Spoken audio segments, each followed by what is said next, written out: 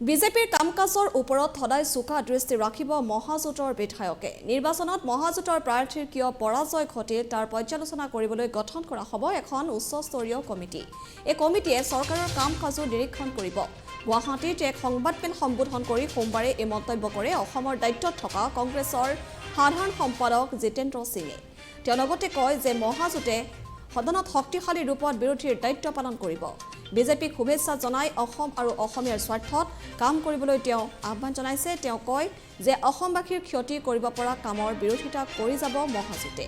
কা সম্পৰ্কত যাতে পুনৰ চৰকাৰে কোনো পদক্ষেপ গ্ৰহণ নকৰে তাৰো দাবী তোলে তেওঁ। আৰু এই সংবাদমেলত ৰিপুণ বৰা, প্ৰদ্যুৎ বৰদলৈ, গৌৰৱ গগৈ, ৰকিবুল হুছেইনৰ উপৰিও মহাজোঁটৰ অংশীদাৰ দলৰ বহুকেইগৰাকী নেতা উপস্থিত থাকে।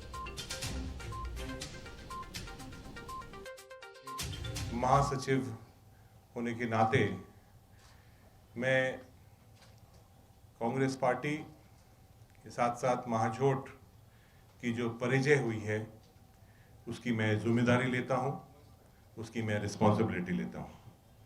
उसके साथ साथ ही मैं श्री सर्बानंद जी सोनोवाल मुख्यमंत्री आसाम को मैं बहुत बहुत बधाई देता हूं कि उनके नेतृत्व में भारतीय जनता पार्टी की नई सरकार बनी है और उम्मीद करता हूं कि आसाम की जनता ने जो उनके ऊपर विश्वास करा है, उनकी पार्टी के ऊपर विश्वास दिया है, उस पर वो खरा उतरे। इसके साथ साथ मैं आसाम की जनता का बहुत बहुत आभार प्रकट करता हूं जो कांग्रेस पार्टी को और उसके साथ साथ महाजोट को जो उनने विश्वास दिया है, जो हमें वोट दिए हैं, जो उन्हें हमें प्रेम दिया है, मान दिया है, सम्मान दिया है, उसके लिए मैं उनका बहुत बहुत आभारी हूँ। उसके साथ साथ सभी कांग्रेस और महाजोट के कार्यकर्ता जो बूथ पर बैठकर कांग्रेस की और महाजोट की लड़ाई लड़ी है, हमारे सभी जिले के, प्रदेश के सभी वरिष्ठ नेताओं का मैं बहुत बहुत धन्यवाद देता हूं कि उनने जिस मेहनत के साथ ये चुनाव संपन्न किया है उसके लिए मैं उनका एक बार फिर बहुत बहुत धन्यवाद देता हूं। महाजोट और कांग्रेस पार्टी एक जनता का फैसला हुआ है कि ऑपोजिशन में बैठने का, और ऑपोजिशन में बैठने के बाद एक सकारात्मक पॉजिटिव रोल महाजोट और कांग्रेस पार्टी करेगी और आसाम की जनता के लिए जो भी हमें लड़ाई लड़नी पड़ेगी, उनकी हितों की जो भी हमें लड़ाई लड़नी पड़ेगी, वो हम लड़ाई लड़ेंगे। जहां सरकार को हमारी जरूरत पड़ेगी कि हमारी आप मदद करिए, आप हमारे साथ एक आवाज में बोलिए, उनकी हम आवाज में बोलेंगे आसाम की जनता के लिए।